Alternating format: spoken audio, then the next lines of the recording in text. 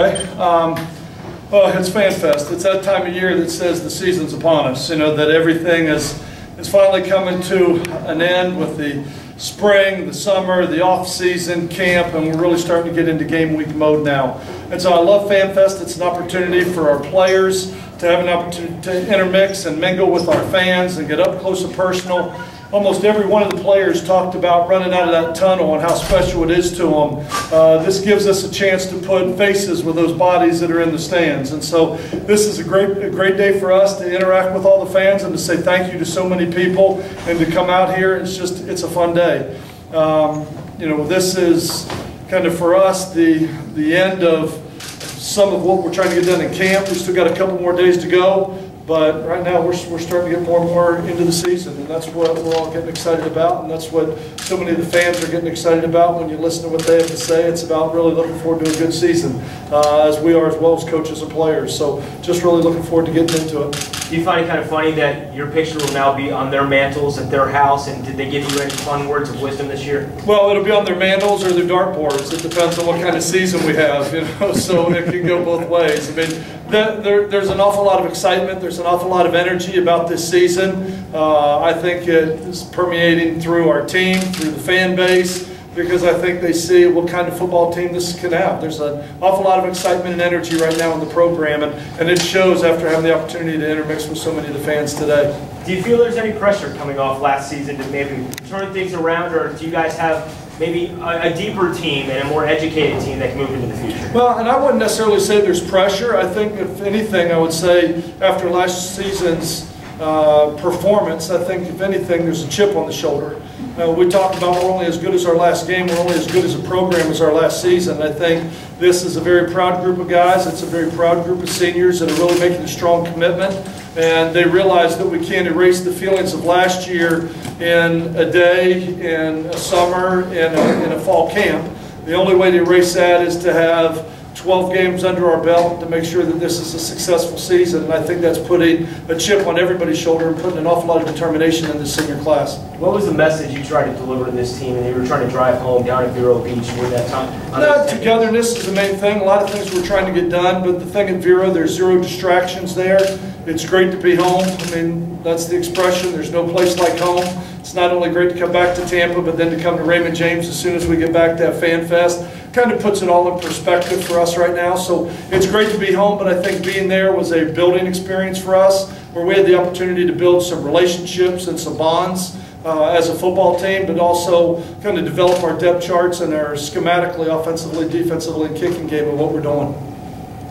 Skip, looking over tape from yesterday, are there any individuals that stand out to you from the scrimmage that showed you something maybe you didn't see yesterday? No, I think there's a couple guys played really well. I think Austin Ryder's getting better and better at center. When I look up front, he's doing well. I thought the running backs ran extremely hard. I thought Murray and Shaw really ran physical and hard. I think they're bringing something right now to the table as running backs.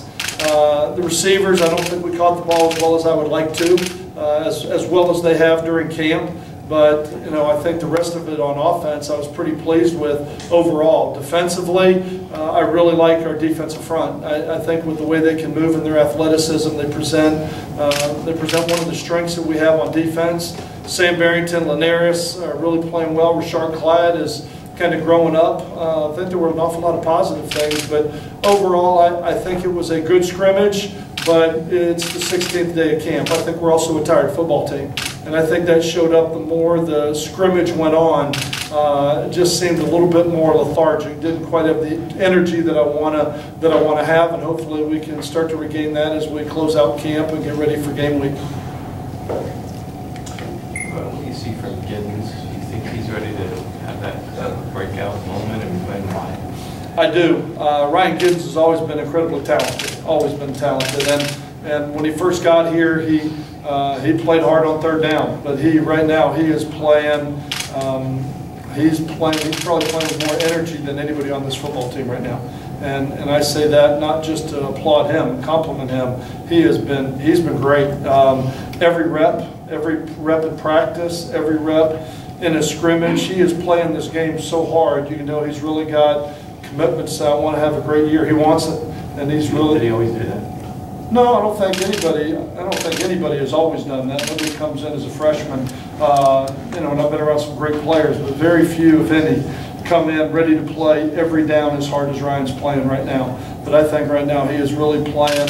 He's always had great plays, but it was the plays he took off that stopped him from being the difference maker. But right now, the way he's playing right now, I couldn't be more pleased with his motor, with his engine, with his attitude, and the way that he's playing right now. He's always had talent, but now it's really starting to shine. How nice having Corey Grissom back at practice? It's nice. I mean, we've missed that, but I also think it's making us a better football team because when Corey gets back, Elkino, Luke Sager, Todd Chandler, all those guys have gotten that many more reps, and I think they've done a great job. Talk about that battle between Matt and Bobby, the back and quarterback. Yeah, it's going back and forth. I mean, Matt has done some really good things during camp, and Bobby's done some really good things. I made the comment at the Vero Beach the other day. I think it's going to come down to a play. You know, it's so nip-and-tuck back and forth that right now I think it's going to be a play that makes a difference. But I think they're both progressing. I think they're both playing well, and I'm to the point right now that I think both of them are good enough to be backups for us. But it's just who's good enough to be the starter, and that's what they're battling and taking on right now. But they're both doing a nice job. Coach, you catch the bus? I do. I'm on the bus, and the bus is waiting on me. We good? Hey, so I thought Deshaun Whitehurst was in crutches. Is that anything long-term? I don't know yet. They're going to do x-rays. It could be a sprain and be a week. It could be a break. It could be 6 weeks. Right now, I don't know. We'll find out as we're going to do x-rays this week with Tayshawn. Who else was in that? Somebody else that we're going to do an x-ray on. But at this point, I really don't know what the severity of it is. Thank you. Okay.